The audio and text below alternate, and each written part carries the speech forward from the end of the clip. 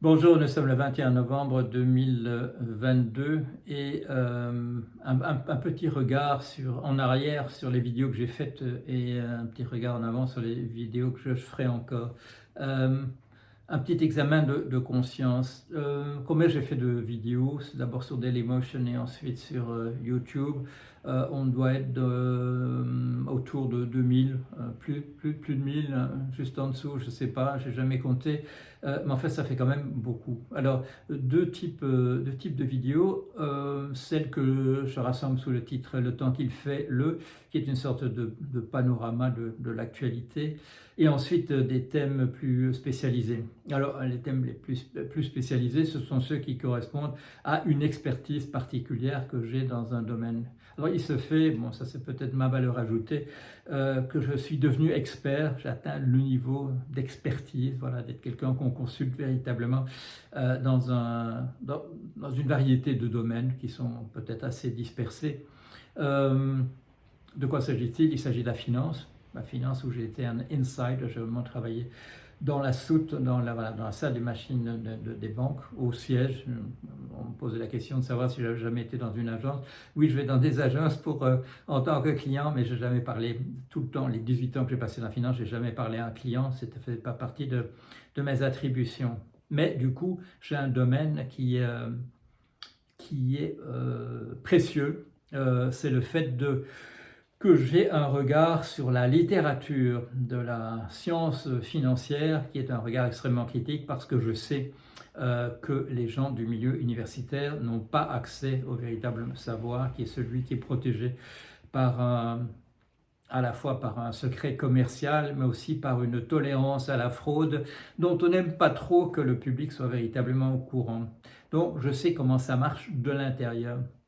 Autre domaine où je sais comment ça marche de l'intérieur, la psychanalyse, donc où j'ai acquis une bonne formation à la fin des années 80, début des années 90, et où je pratique maintenant quasiment à temps plein ces jours-ci. Autre domaine, l'intelligence artificielle. On m'appelle dans ce domaine, on me propose véritablement un boulot alors que je ne suis pas du tout un spécialiste en 87 et j'y travaille dans ce domaine-là jusqu'en 90. Il se fait que les impasses dans lesquelles se trouve l'intelligence artificielle aujourd'hui, en particulier la voie de garage un petit peu du deep learning ou dans le domaine de linguistique des méthodes qui fonctionnent simplement de manière probabiliste. Quelle est la probabilité de trouver tel mot après tel autre, renoue l'intérêt pour les travaux que j'ai faits donc à la fin des années 80, à une époque tout à fait pionnière en intelligence artificielle. Autre domaine, mais là, je toujours travaillé en amateur. Mon grand intérêt pour les sciences et pour l'histoire des sciences m'a conduit à m'intéresser, et encore aujourd'hui, à une question qu'on appelle le fondement des mathématiques. Je viens de dire un mot de la finance. Le type de savoir de la psychanalyse, c'est un type de savoir qui est tout à fait mal compris. Et il y a d'ailleurs de nos jours des gens qui ont fait, comment dire, l'erreur, parce qu'elle a vraiment coulé, je dirais, leur réputation, de s'en prendre à la personne du fondateur, Sigmund Freud. Sigmund Freud, un petit mot à son sujet, est un véritable savant. C'est un savant du 19e siècle. C'est quelqu'un qui n'a jamais fait la moindre concession à la méthode scientifique. Quand il parlait sur un mode hypothétique, il a toujours dit « je parle sur un modèle hypothétique ».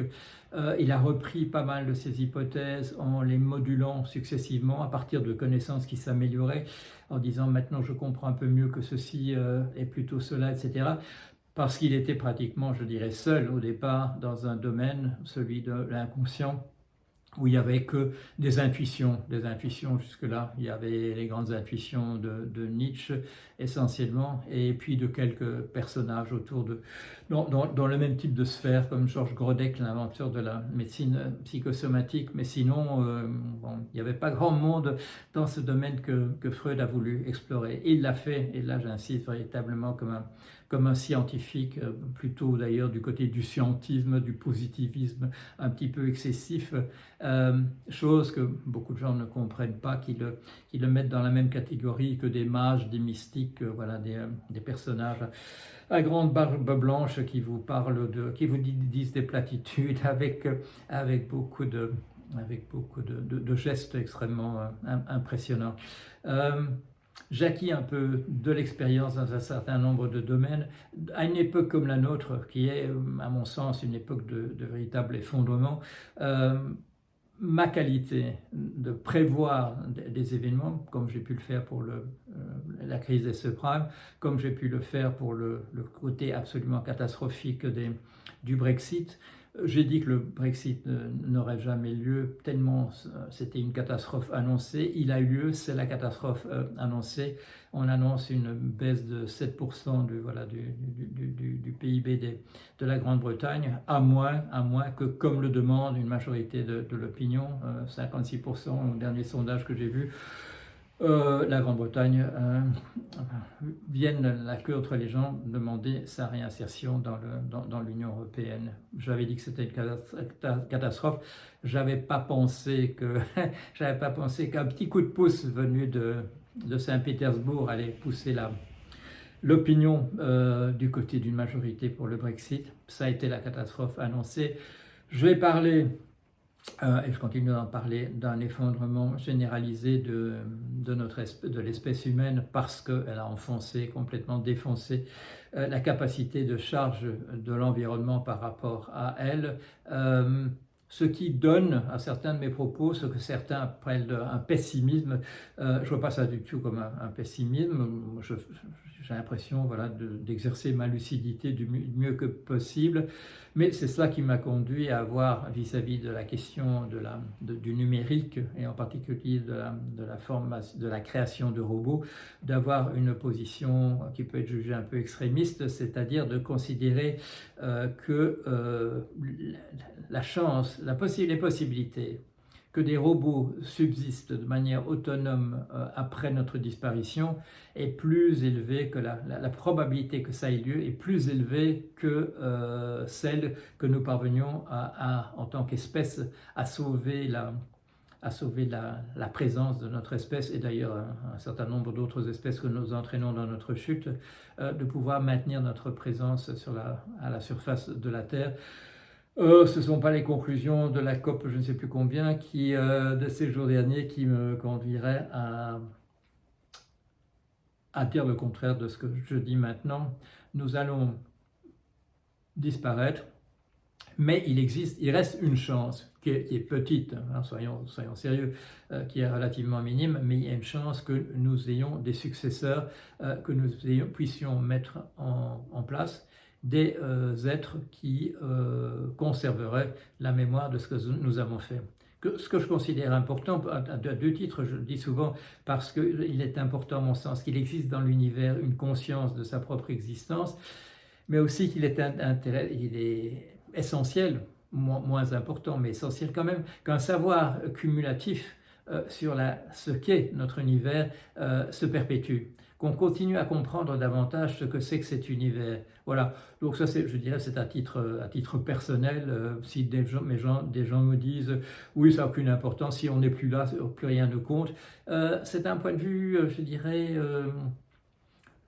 anthropocentrique qui me paraît malsain.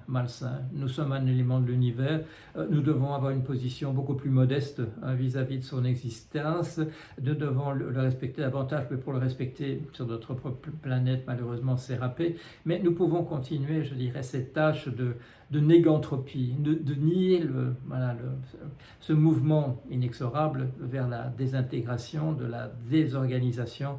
Nous pouvons apporter notre contribution en sens inverse, comme l'ont fait des grands phares de la pensée. Vous connaissez mes chouchous, vous connaissez Aristote, je viens de parler de Freud. Il y a quelques personnes, Hegel, il y a quelques personnages d'une stature hors pair. Il serait dommage que tout ce qu'ils ont compris sur ce que nous sommes et ce que nous pouvons encore devenir, même si c'est sous une forme extrêmement transformée, même si c'est sous une forme qui n'est plus faite de chair et de sang, il me semble important que cette mémoire, et pas simplement une mémoire, mais que cette compréhension cumulative se perpétue, et que la conscience de l'univers autour de nous continue de s'étendre, même si elle doit dépasser, je dirais, les limites qui ont été celles de notre espèce, c'est-à-dire nos 5 sens. C'est déjà pas mal ce qu'ils arrivent à faire, mais il est possible, sans doute, à une espèce mécanique de faire encore beaucoup mieux de ce côté-là. Voilà. En conclusion, je vais continuer à faire des vidéos. Je vais d'ailleurs essayer d'améliorer la qualité de ce que je fais avec les méthodes que m'offre la technique moderne. Mais je vais peut-être me spécialiser sur dans les domaines où une combinaison de bons savoirs de type théorique et une expérience de l'avoir fait, de savoir ce que ça donne quand on le confronte au monde empirique, me spécialiser dans des vidéos qui parlent de ces choses où je peux faire... je peux être un personnage d'expérience dans ces domaines et avant que je parte vers la voie de sortie définitive, de transmettre un peu de ce savoir que je crois avoir acquis, pas tout seul bien entendu, tout ça c'est des milliers de personnes en interaction avec moi, je sais tout ce que je leur dois, j'ai mentionné, il faut que je mentionne certains de mes maîtres, mais je ne rate jamais, si vous regardez un peu ce que j'écris et ce que je dis, je ne rate jamais une occasion de rendre hommage à mes propres maîtres. Ils ne sont plus là, mais ils savent de qui je parle, les Lévi-Strauss, les Guilbeault, les Lacan, les Edmund Leach, les Meyer Fortes et Jean Pouillon et encore quelques autres. Voilà, allez, à bientôt.